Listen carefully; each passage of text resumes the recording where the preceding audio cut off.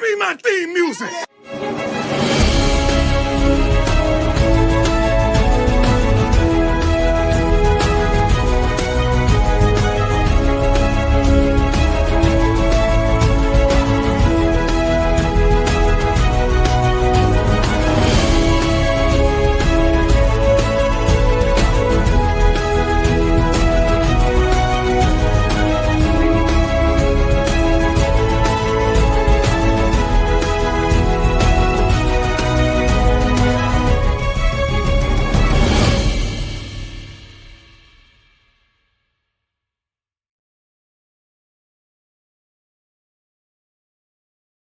What's up, Buff Nation, and welcome into Buffs News Weekly Live. I'm your host, Russ Dornish, and it is Bowl Day, everybody. The moment we've been waiting for the last couple of weeks.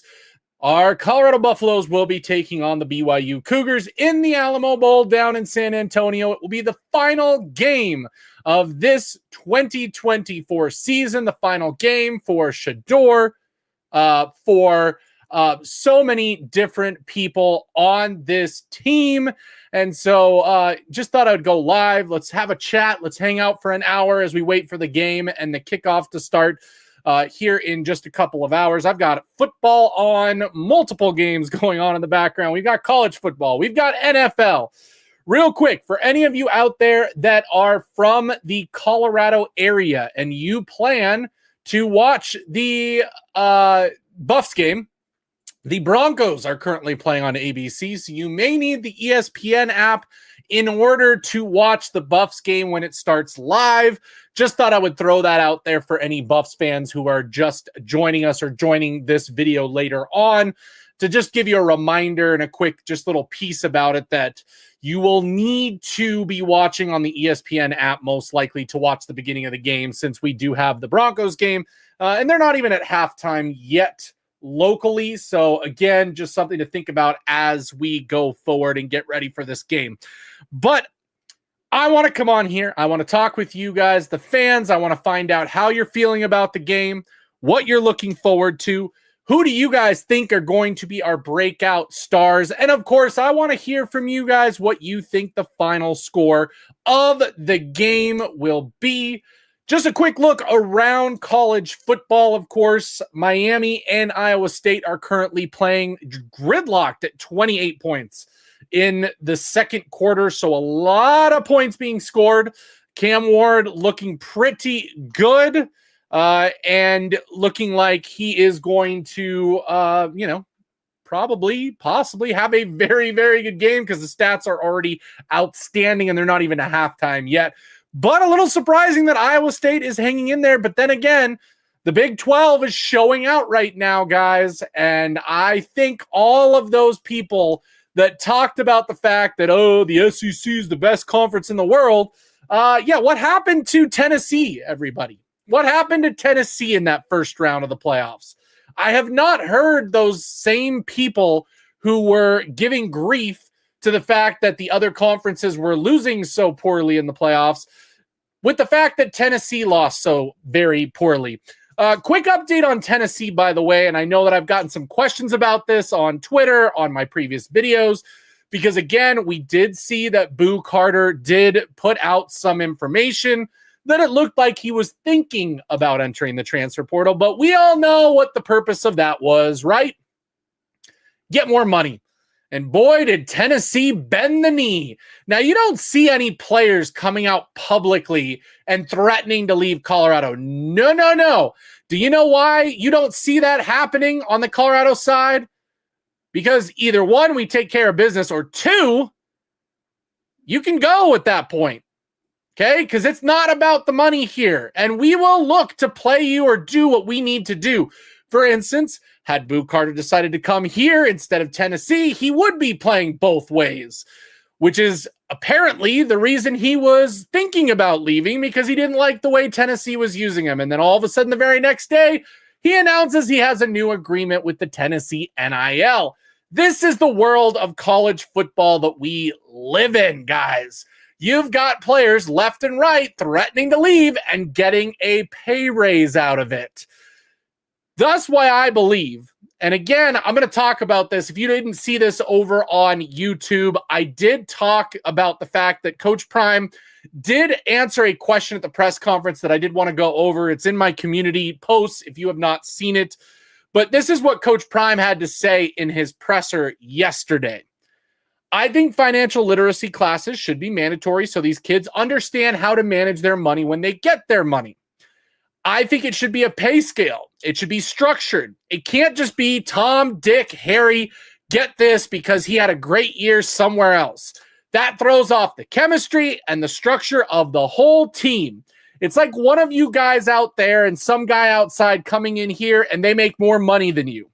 And they haven't even been doing the work that you've been doing. That's not fair. I think the NFL has it handled right. We need to mimic the NFL when it comes to that because right now we're not pros, but we're semi-pro, and that's the way it's going. If we don't get a hold of it soon, it's going to keep going left. Now, what Coach Prime is talking about in actuality is the fact that there is no structure to college football right now. And as we know from some of the other coverage that I have had on this channel, the NCAA is at a point where it cannot control anything, guys. Every time they make some kind of ruling, they're immediately sued and they lose that court case, requiring them to push back and give in to the rule that they're trying to impose on the players. The most recent rule, of course, being the JUCO rule with the player from, I think it's Purdue, the quarterback saying that, hey, I went to JUCO. It's not the same as Division I. I want my eligibility back for going there. Sure enough, he won the court case, and now the NCAA has ruled that JUCO does not count as eligibility towards your 4 years. So we just have continuation of this over and over and over again. And the only way that they can fix this is if there are contracts that clearly state what the rules are, what the requirements are for each of the players. And if I'm being honest, that's the only way we're truly going to fix the sport in a way. I will admit it's very exciting.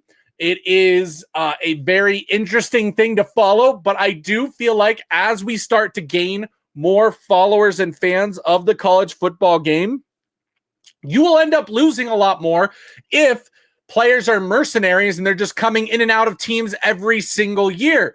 The whole idea is we only get them for 4 years as it stands, 5 years at most. The problem is you can't get connected to players at this point. You can't, because they could be gone 1 year to the next. There is really, truthfully, very little loyalty. And I will say that I'm happy to have Coach Prime as our coach because I feel like at least he gets a good chunk of loyalty when it comes to his players.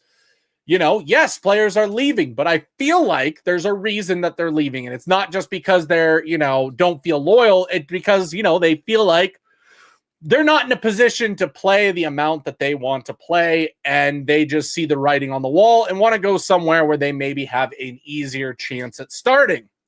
So that is why Coach Prime talked about this and how what is going on needs to change. And to be clear, my thoughts are on this subject that we do need contracts. There needs to be a college football players union that is there to negotiate the terms of what that's going to look like for each and every player. And I would like to see 2, 3, 4-year contracts to where we can see that the players are going to have a good chance to stick around for more than 1 year so that players aren't coming back after, threatening to leave and asking for more money like several of the players have done right now. So it's because of that, I do believe we need to see some change. I know that Coach Prime believes in this change and that there needs to be this change. And so I truthfully do think that that's eventually going to occur. Okay.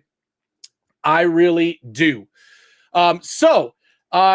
Anyway, moving on to today's game and the talk of the Buffs versus BYU. Let me know, guys, in the chat what you guys are thinking, how you're feeling about the game, and who do you think is going to be, the overall best players in the game. Okay, Dave and I already talked about this. I called it. I said that I believe Jimmy Horn Jr. is going to have the best game on the offensive side of the ball.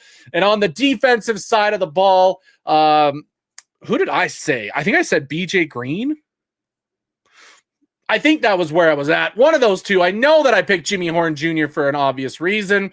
So, that's where we're going to go and, play and what's going to happen. Okay.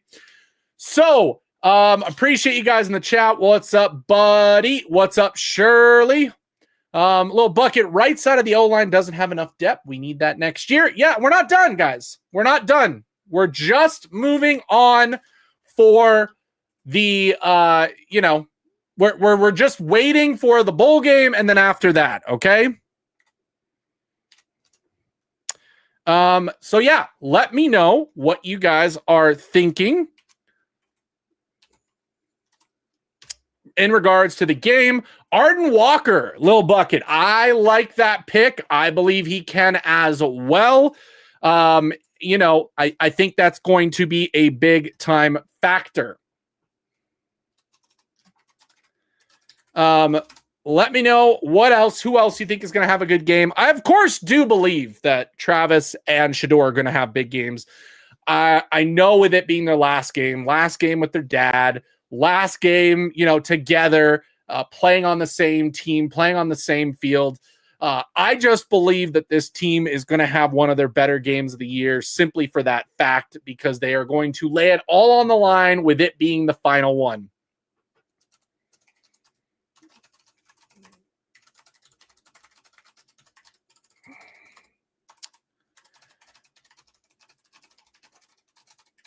Okay, what else we got? This is a big one, Mars. This is a big one.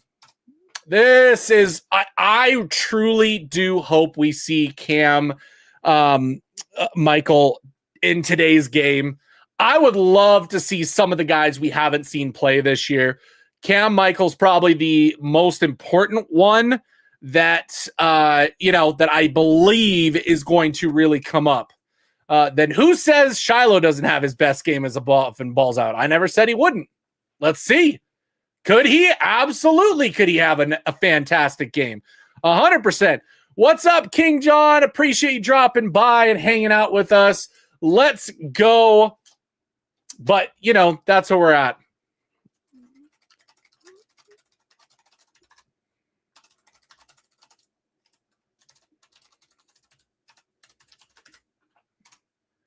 Okay, so guys, a couple other things that I want to talk about at this game. Again, what we're going to expect to see from BYU. I don't think it's going to be a blowout. I am not going to call that whatsoever. I do think it's going to be a very, very competitive game when it comes to just both teams and what they bring to the game.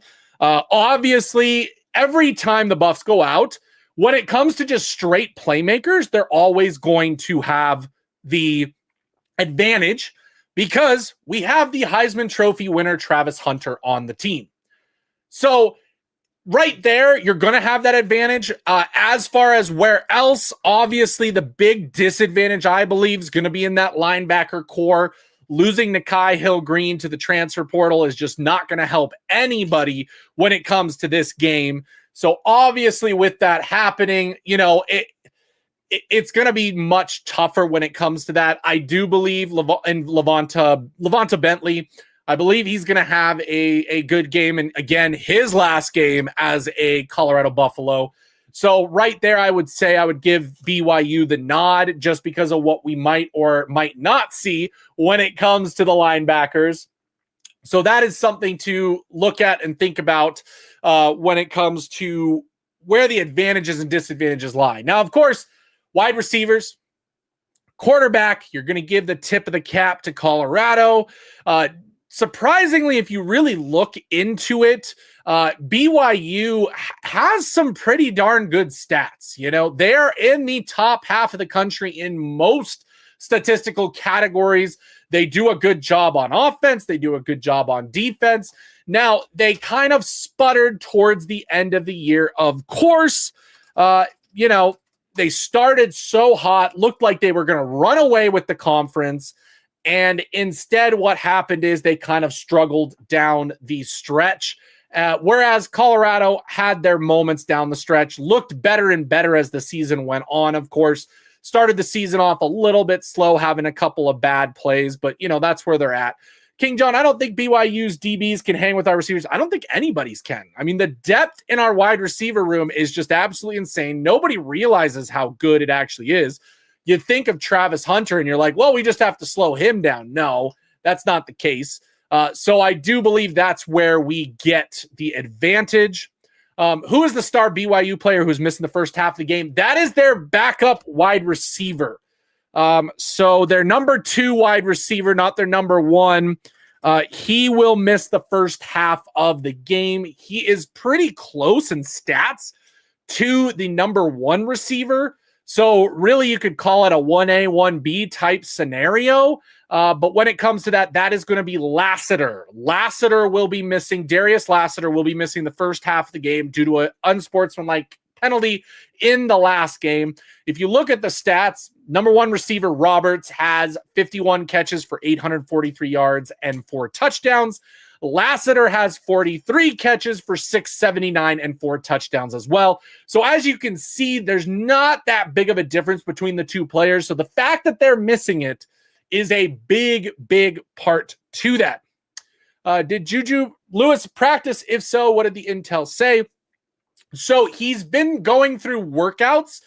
We have not seen him throw. And the one time we did see him throw, he was throwing with his left hand. So I don't believe that he's actually going through the actual practices simply based on how his hand is. My guess is once he got here, the training staff took a look at it, told him, hey, we're better off just, you can run through practice. You can be there on the sidelines. You can be there with Shedeur doing the things that you need to do, but we're not really going to put you into live drills and have you throwing the ball.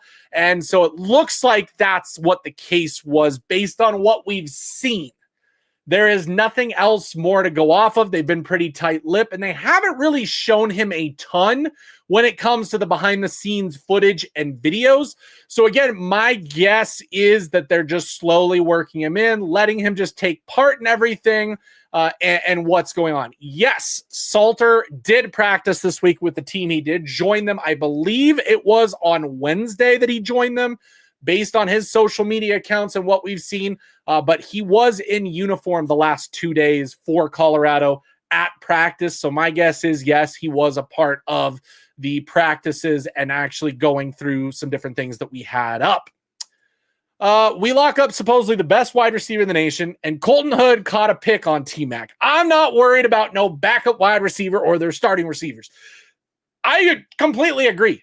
I agree 100%. But again, when it comes to the playmakers, Colorado has the better playmakers. It's always going to be the trenches where the issues come into play of how are we going to block? Is there going to be any run game today? Although I do not feel there's going to be, not because we can't run it, but because I don't believe we will. Shedeur and Travis's last game, all of the receivers that are starting today have a chance to be drafted in the NFL. Do you guys really think they're going to run the ball? I mean, honestly, do we think they're going to run the ball? That's just where I'm at. I wish we could see more, but Salter looked good in that black and gold. I think they both do. I think the future is bright. After this game, I heard January 9th, next practice. It's not a practice. It's when they start workouts. You got to remember that they start workouts early. You might see some unofficial throwing of the ball. They'll throw the ball, but there won't be any actual on the field practice. It'll just be workouts, I believe, until March, April is when they'll actually practice for then spring ball, with, of course, the spring game coming in April. Does BYU's quarterback run? Well, to let you guys know, yes, he does a little bit. He is not a run-first guy. He is more like Shedeur in the way that he runs the ball. 388 yards total running this year for their quarterback, 6 touchdowns, okay? So as it gets into the red zone, it makes sense. The field opens up, okay, run the ball into the end zone, just like Shedeur. So, not necessarily a run-first guy. He's not your Avery Johnson. He's not some of the other quarterbacks that we've had to face this year. He is one of the more prototypical passers, 2,800 yards passing, 20 touchdowns to 10 picks. So 138 rating. So pretty darn good. Retzlaff is definitely one of the better quarterbacks in the conference. And so it's not going to be in the sense of what we faced earlier. It is going to be a completely different thing. Yep, they don't start practicing till spring. They have meetings in January. Yep, and they'll do strength and conditioning workouts by then. What's up, Jones2? Welcome into the stream. Appreciate you dropping by. Thank you so much for watching. Hey, as always, everybody, make sure to hit that like while you're in here, even if you're in here only for a couple minutes.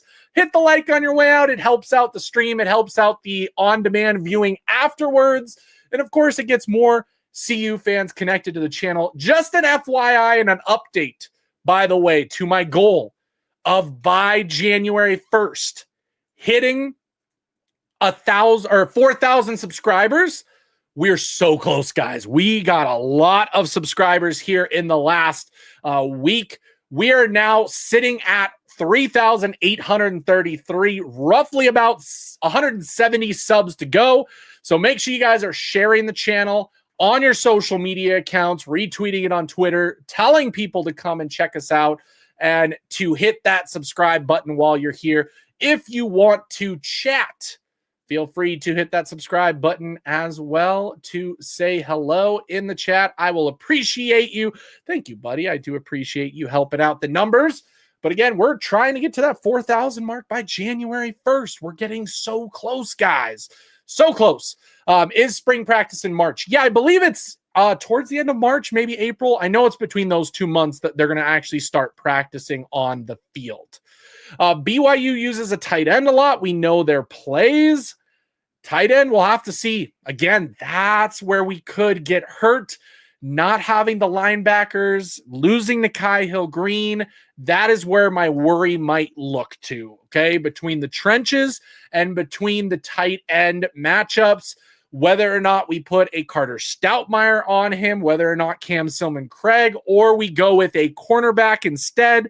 It'll be interesting to see how we combat the tight end, but I am positive that Livingston will figure something out for that. I said this, by the way, in my pregame show Wednesday, that I believe what we should see, again, this is going to tell us a lot about what to expect going into next year, but I believe that the team is going to pour the kitchen sink out today. Okay. A lot of teams will save up some of their playbooks, some of their plays at different times of the year for important moments. And unfortunately, the team was hoping to get to that conference championship where I'm sure they would have pulled out some of the stops. That didn't happen. They didn't get to that point. So my guess is there's still some meat on the bone, so to speak, with the playbook. And we might see some interesting calls today that no team has seen just yet. I wouldn't be surprised if we see some trick plays on offense, some reverses, maybe a flea flicker, a reverse pass, something like that, where I could see us throwing out some fun plays to get some guys, involved in the game that maybe wouldn't be involved in the same way. Travis throwing a touchdown would be absolutely unbelievable to end his career. Jimmy taking a double reverse for a touchdown. All of those type of plays I could see being some kind of really cool thing. I would love to see Cam Michael on a reverse or putting him in the backfield like we saw Draylon a couple times this year if he is playing. So that's something I think we could look out for. I think Coach Mo becomes the de facto head coach during the winter months. Yep, King John, you're pretty much correct. They cannot have very much contact with the actual coaching staff. They can definitely not talk to the coaches or be seen when it comes to on the field stuff, meaning if they want to throw their own practice where they bring the balls out and just throw the ball around or do routes or things like that, they can do that, but no coaches can be present. It is pretty much just Coach Mo and the strength team taking on the boys and getting them ready for spring and for next year. So that's where we're at. Jamel, welcome in. Skull Buffs from New York City. We're going to get that win today. I know we are. The fans are out in droves, by the way. If you haven't already seen it on the social media accounts, boy, oh boy, are the fans and the Buffs fans out in force in San Antonio. Absolutely crazy. Just unbelievably crazy how many fans are supporting and they're at the bowl game. So, that's where we're at. That's where we're at. Lil Bucket, yeah, that's what I said. Put Stoutmeyer in the tight end. I think he's going to be our best bet, if we're being honest, or a corner. But with how big he is, I'm going to say Stoutmeyer should probably be the one that covers the tight end. But we'll see what we decide to do. Yes, Benzo, I am glad you brought this up. Seen this a couple times. Hope CU doesn't have a slow start because BYU will come out playing hard and physical. Yes, we have a problem with bye weeks, guys. We have a problem with starting slow off of bye weeks for whatever reason. And unfortunately, this is technically a bye week as we had a week off. So I believe that that's going to be something to look out for. Let's get a touchdown on the first drive. That'll make me feel a lot better about where this game is going. So we'll see if that is what ends up happening. Yep. So here we go. Let's see what we got here, buddy. Russ, do you do anything about the insurance against injuries? So just an FYI, and again, this rumor's been going around with other fan bases because again, they're not that smart. They saw the post about the insurance to injuries, and they were like, "Oh, every team does this. Colorado's not doing anything new. That's terrible. They don't do it regularly for teams." That's not what this is. Okay. The teams have insurance on all players. That is not a non-known thing. They have insurance on players. What happened for the bowl game is Colorado as a program took out extra disability insurances for players on the teams that could be going to the NFL draft here this year. Now, of course, Travis and Shedeur got the highest policies. What that means is if for any reason Shedeur or Travis, knock on wood, sustains any significant injuries that could harm their draft stock and their draft process, then they would get paid out a disability sum. Now, their amount is much higher with them obviously being the projected 1 and 2 overall pick in the draft, but that is where we're at when it comes to those insurance policies. The guys have a normal insurance policy, okay? All teams carry insurance for players. Okay? When you get injured, you don't have to pay for your treatment. That is across the board in all college sports, from Division I all the way to Division III. I played Division II sports. I got injured at one point. All of my medical bills were covered. I did not have to pay a dime. My family did not have to pay a dime. As long as you were injured doing athletic activities, practices, games, whatever, you are fully covered and do not have to pay a cent. What this was talking about is disability insurances for the players who could potentially be going to the NFL draft. So that is where that works and how that works. I can't wait till the quarterback competition begins. I have high hopes for Juju in this offense. He has the best playmakers he's ever had. I mean, hey, let's be honest. Carrollton is no slouch when it comes to playmakers, but I agree. It is definitely going to be the highest skill he's played with, but it's going to be fun to watch those videos. I hope we get a lot of videos showing that and we don't kind of withhold that.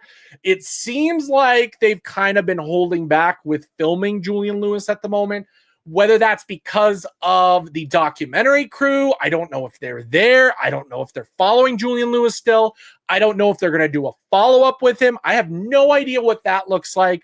Same with the Amazon Prime. I know there's an agreement between Amazon Prime and Well Off Pregame Show Reach the People where there is certain footage and things that are only going to be shown during the Amazon documentary. So who knows if that's also going to be included in that process. But yes, I am very excited for this quarterback competition to see what happens, to see what we can expect from Julian Lewis and Caden Salter. I think it's going to be a great competition to watch. And hey, we're in a good spot, guys, okay? We're in a really good spot. Best player is going to play, and that best player is going to be able to take that reins from Shedeur and move forward, okay? So very excited to see what's going on, okay?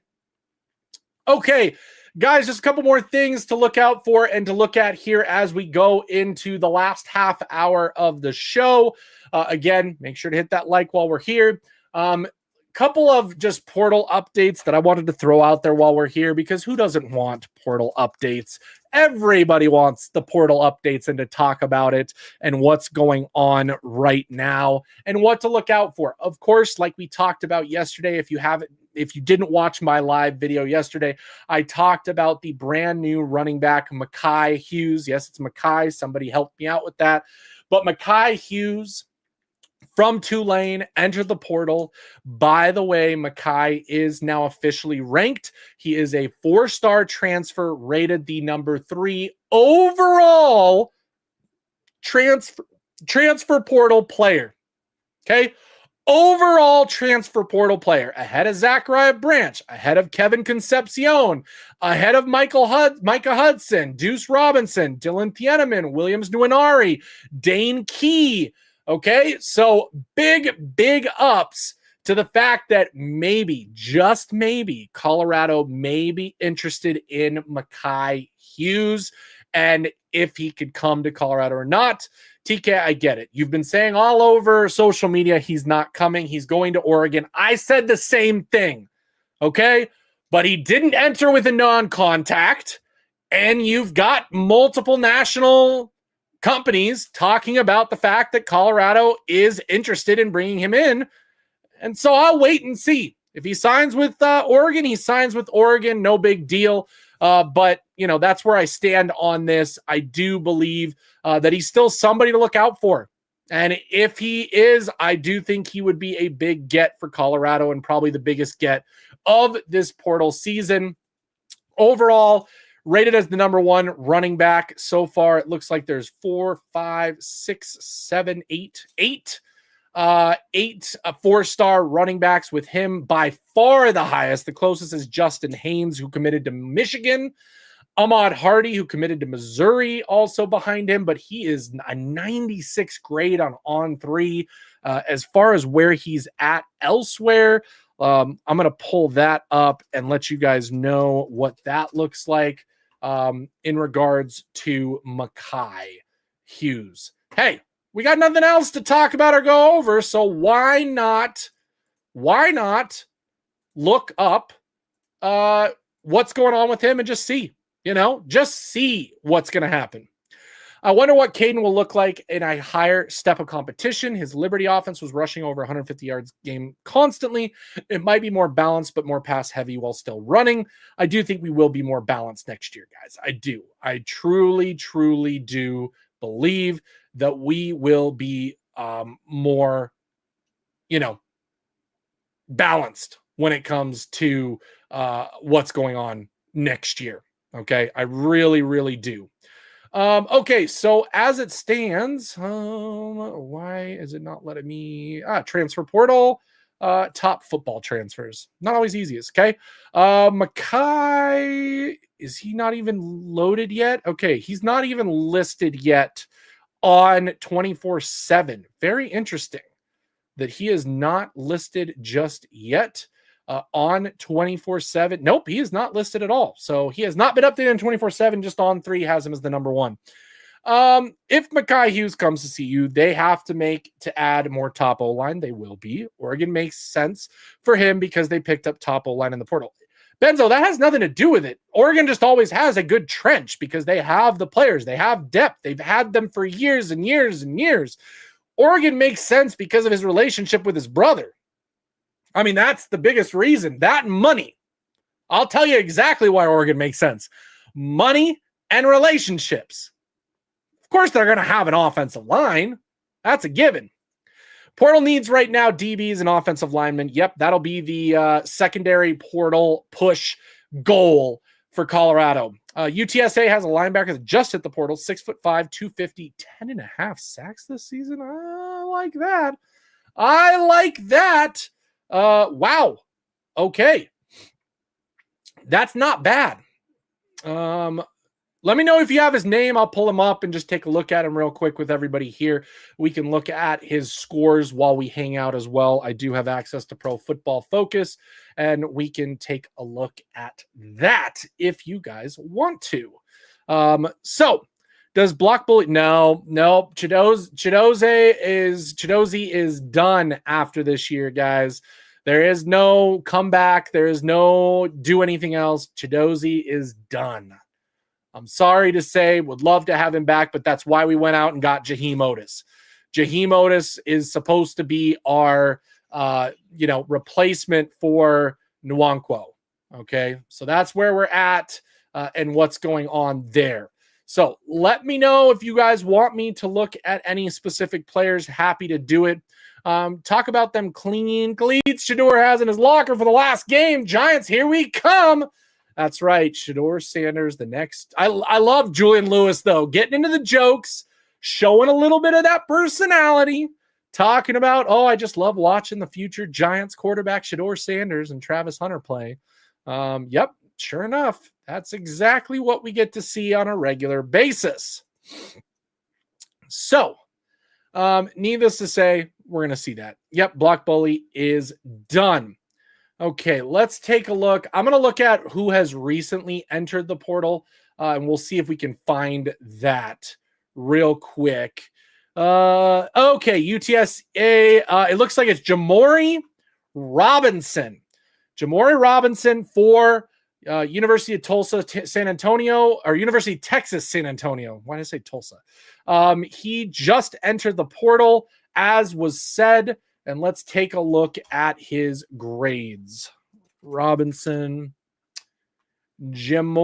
Robinson. He is he listed as an edge or a linebacker? Robinson. They list him as an edge, by the way, guys. Jamori Robinson is the linebackers. Yeah, they list him as an edge. Let's take a look at him. Oh, wow, guys. Ooh, wow. Okay, let's take a look at this. I'm going to share my screen real quick so you guys can watch this. We'll hang out, take a look at this. Okay, so there is Jamori Robinson's grades, by the way. 78.6. Very good run defense, very good pass rush. Coverage shouldn't be great. He's listed as an edge, not a linebacker, guys. So a little bit interesting there. Let's pull up. I want to pull his whole thing. There we go. Oh, come on. Oh, player grades. Robinson. Oh, I hate how it does this. Ooh, premium stats. Let's look at this. There we go. By player. Robinson. Let's look at Jamori Robinson.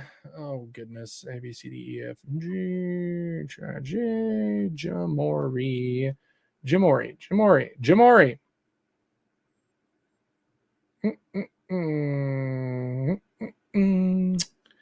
There are a lot of Robinsons, by the way. A lot of Robinsons. Am I missing it? What? Just let's make it easy. Let's make it easy, guys. Let's make it easy and pull it up this way.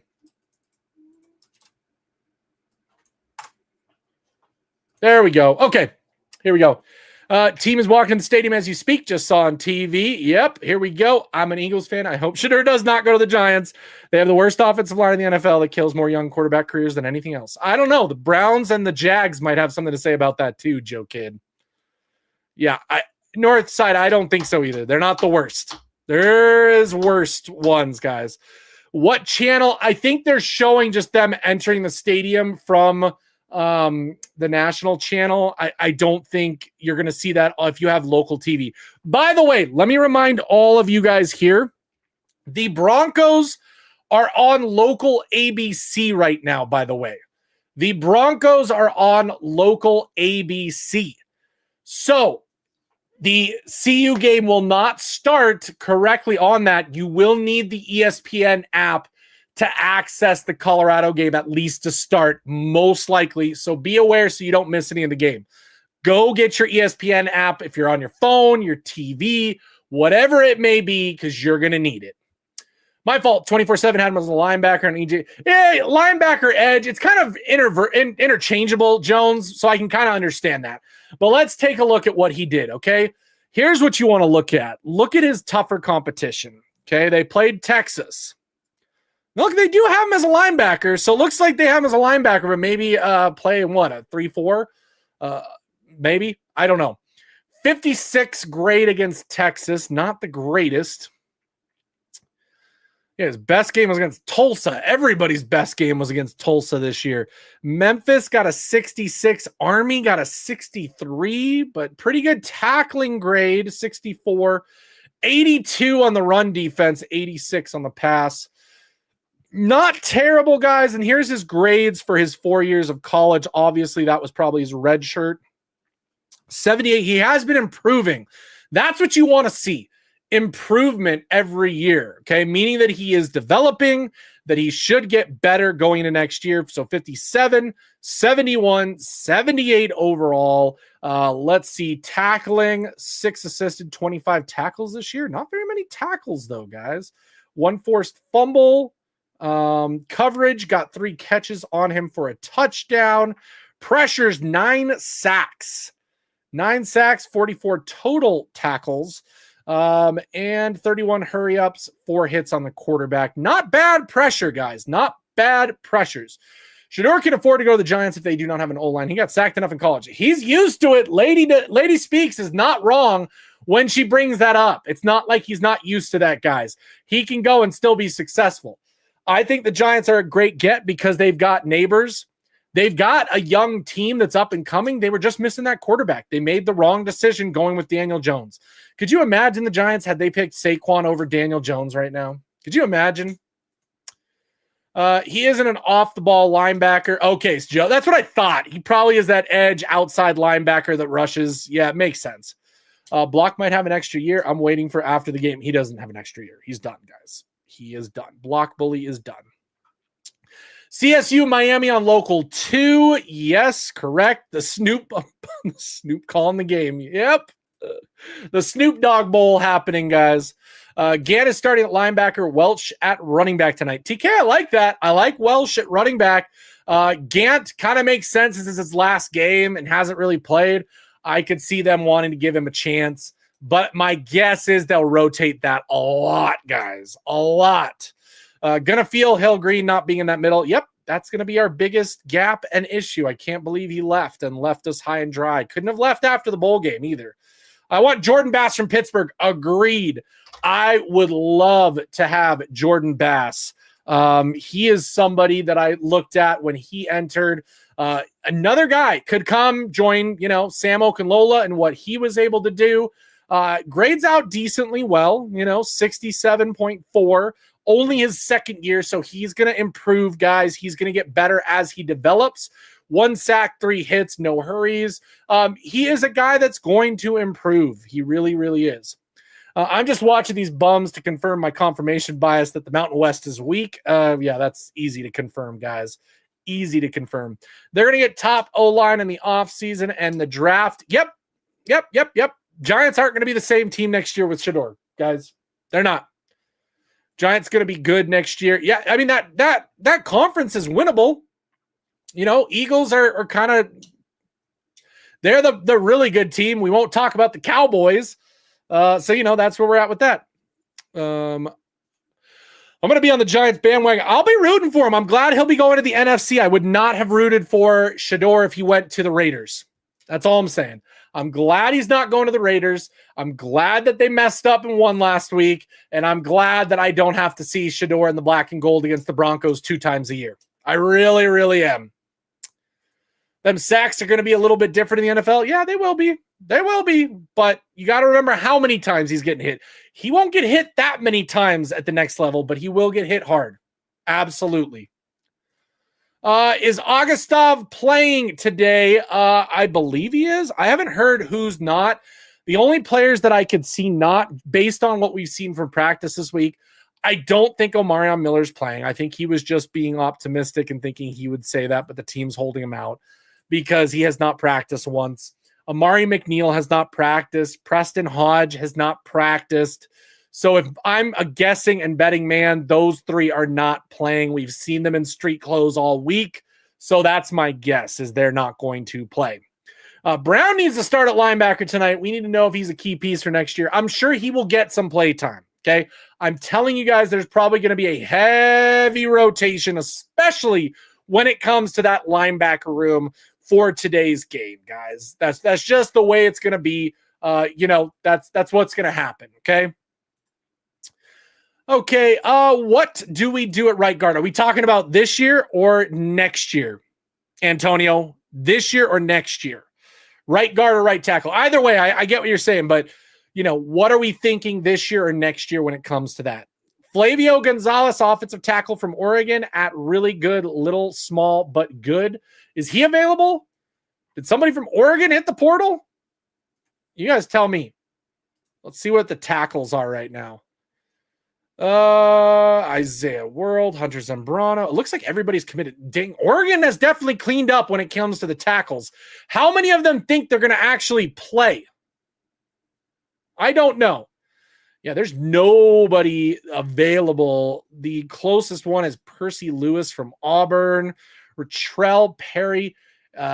Andrew Gentry went to BYU. The Colorado kid from Michigan ended up at BYU, of course. Miles Walker, Teague Anderson available. Yeah, we're going to have to wait till the second wave of portal guys, okay? Right tackle today. So it sounds like, I believe Tyler Brown is starting at tackle, whether you guys like it or not, with Ben Resnick maybe going in as well. But it does sound like that Tyler Brown may be your starter at right tackle today. Yep. I want Stoudemire in packages at linebacker, Wester in blitz. Every other linebacker can ride the bench. I don't care. I want to win. I think part of wanting to win, though, is they're going to rotate. Just do that. Oregon State. Okay. An Oregon State tackle hit the portal. I do not see him. You'll have to give me a name if you find him.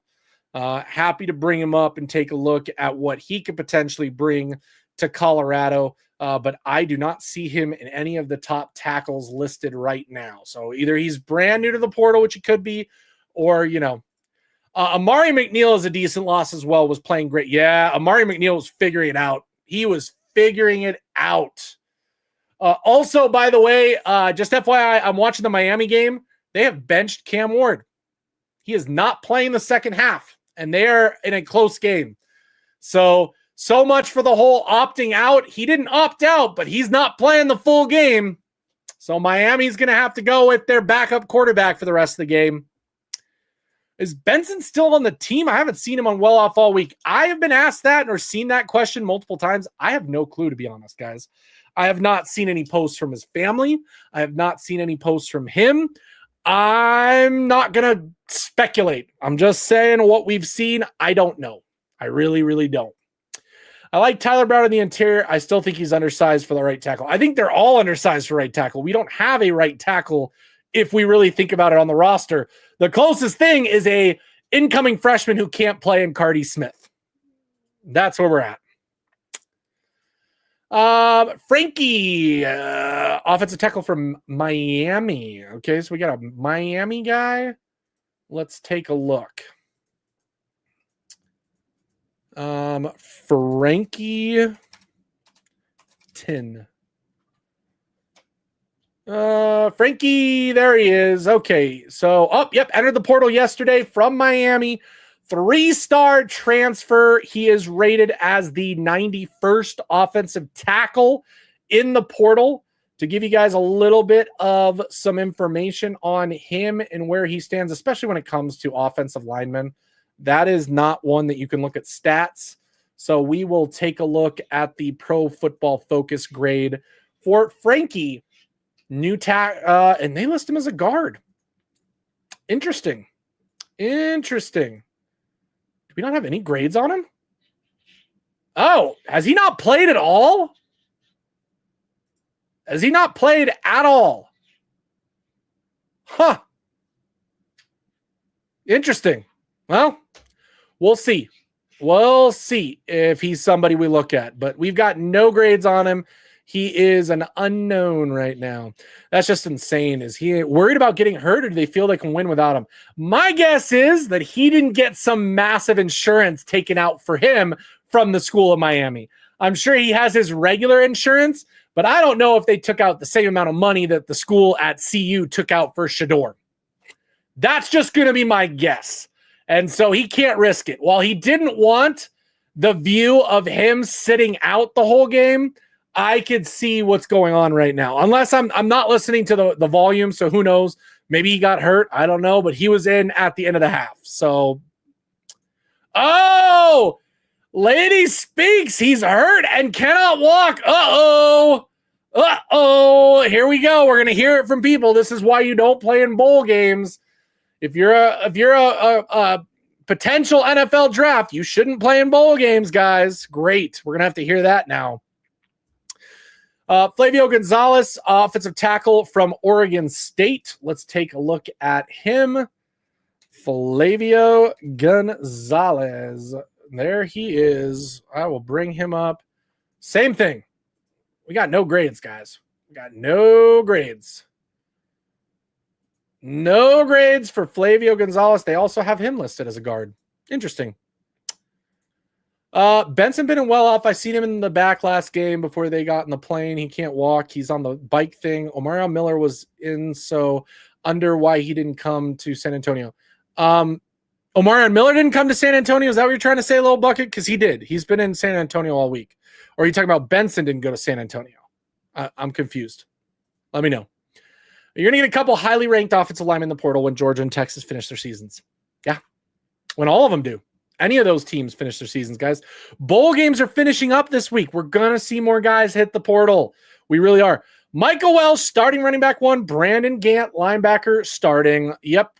I like the Michael Welsh decision. Been watching the game. Cam Ward didn't come out of the game with an injury. He's standing by the coach. Okay. Oh, I was talking about Benson, not Cam Ward. Gotcha.